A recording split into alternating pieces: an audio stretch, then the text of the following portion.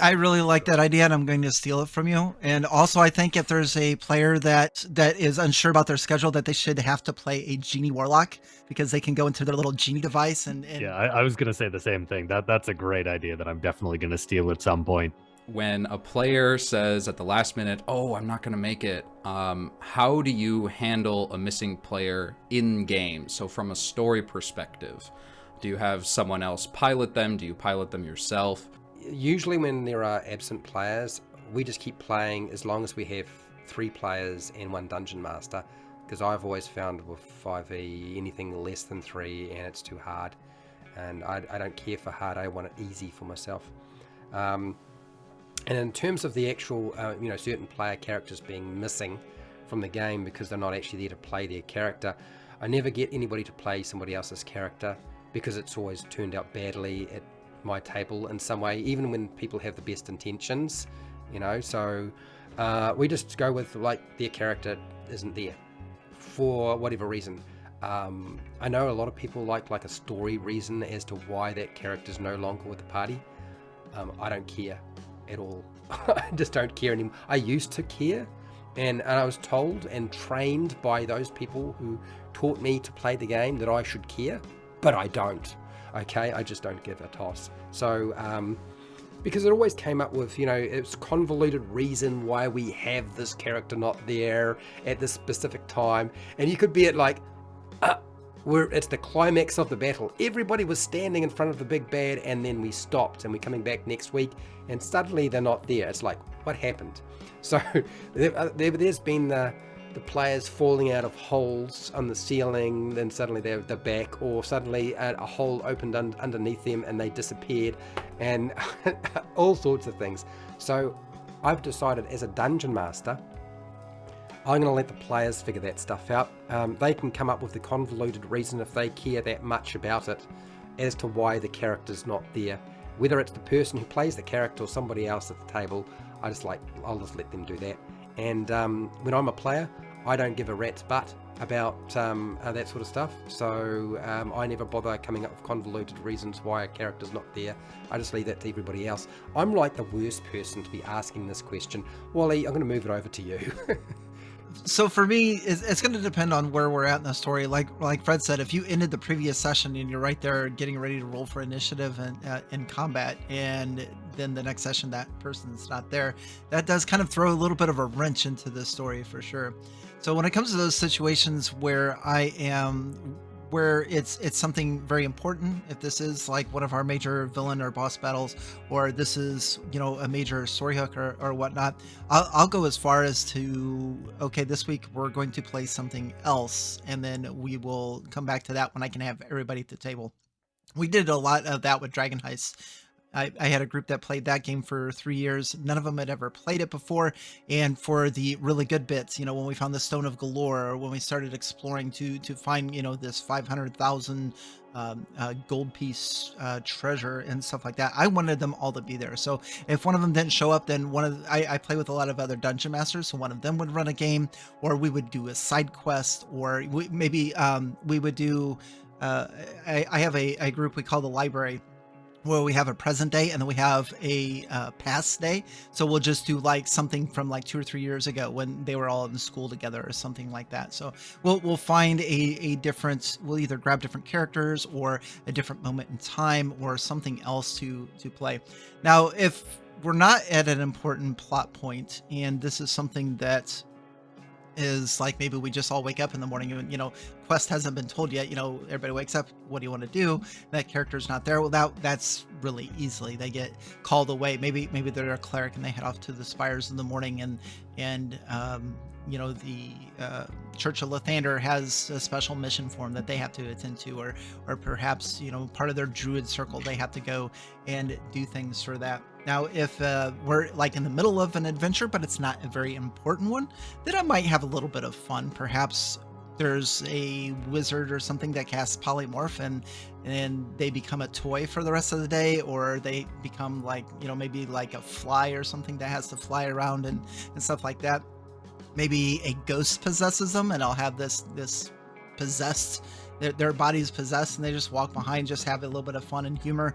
Maybe they look into a mirror and they get trapped in the mirror and they'll have to get them out at a different time or something like that. And if I can't come up with anything, and usually if I'm not drinking, it's harder for me to not come up with anything. So if that does happen, then yeah, just poof, they're not going to be there. So but yeah, all in all, for me, it depends on the point of the story where we're at. If it's something that I really want everybody to be there, I'll cancel and run something else. Otherwise, I'll just make up something silly and fun, and we're just going to play our game. Oh, that's my dogs. And I don't like running anybody else's character, so I have to come up with something.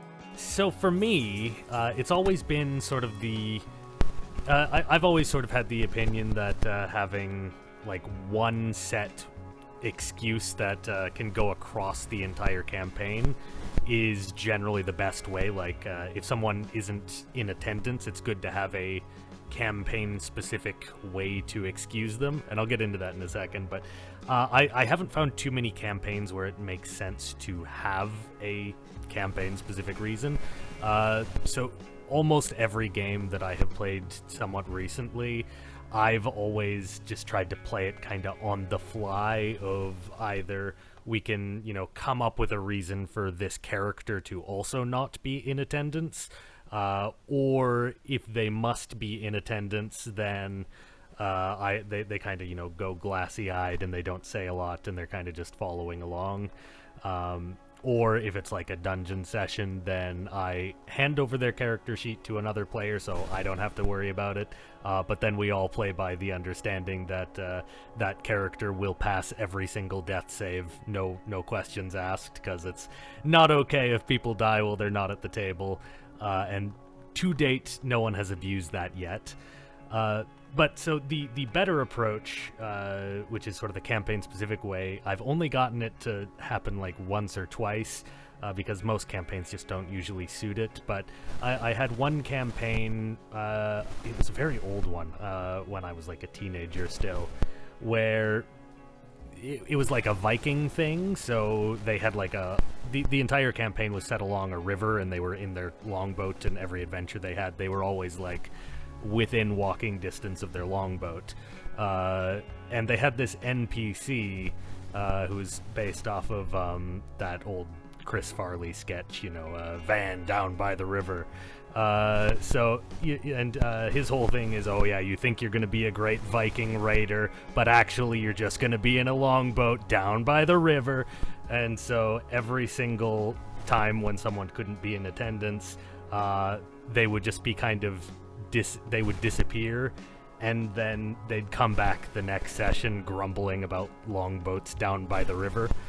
And it made my life very easy, and everyone really enjoyed that as an excuse. So that would be my opinion. What I like to do, if the session is going to be mostly dialogue, it's taking place in the bar, a city, a town, whatever, then that one person can just kind of go off on their own to do their own little side quest that means nothing.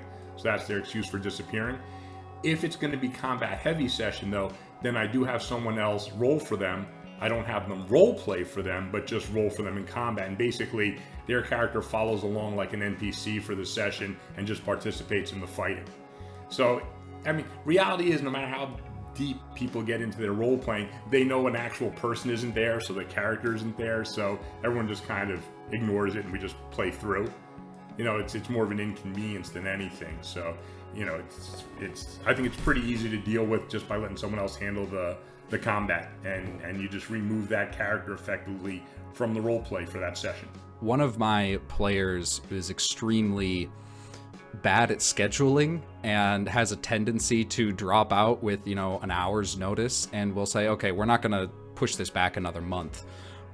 So I worked with him to build into his backstory a reason that he keeps disappearing. And we ended up saying he was a drow, and his mother was a very powerful spellcaster. And she was a helicopter parent. So she kept just summoning him back to the Underdark whenever she wanted, whenever she thought it was important. So whenever he was gone, he would just drop through a portal in the ground, and then the portal would close up, and they'd be like, oh, Lady Miriam took him again. But that doesn't work for every character, obviously. But I think I run mostly a narrative game. My players and I care a lot more about the story of what is happening versus, the balance of the combat. So we do want all of the characters to be there, even if the players aren't. So what I will do is I will run that character outside of combat, and I'll have a player run that character inside of combat because I'm already keeping track of too many things. I have enough NPCs, enemies on the field already. And so far, it hasn't blown up in my face yet. Nobody's made some horrible decisions. They haven't died. But I feel like that's a ticking time bomb, and that's why I wanted to hear your guys' opinions on this. I really like that idea, and I'm going to steal it from you. And also, I think if there's a player that is unsure about their schedule, that they should have to play a genie warlock, because they can go into their little genie device, and that could just be forced by their patron. So if they're like carrying it, like, gosh darn it, back in the lamp again. All right, somebody grab the lamp, let's go. But yeah, that was pretty inspiring. I really do like that idea. Yeah, I was going to say the same thing. That's a great idea that I'm definitely going to steal at some point. If not the mother thing, definitely just the like unwilling teleportation to some unknown entity that's very demanding. That's a great hook. Hey folks, Wally DM here. I have a YouTube channel that's focused on puzzles and traps, and I wrote a book about it. You can find it on DriveThruRPG. Hi, I am William SRD. I have a YouTube channel in which right now I'm mostly focused in playing and reviewing all of the worst Dungeons & Dragons video games. Hey, I'm Greg. I'm a 3D printing pro on YouTube, and I specialize in printing 3D miniatures for use in Dungeons & Dragons and other war games. Hi, my name is Fred Wheeler. I run the How to D&D YouTube channel. I do anything around players and dungeon masters playing Dungeons & Dragons, and I run classes live on the channel now. If you are a viewer and you're meeting someone new for the first time, go check them out. I'll have all their links in the description.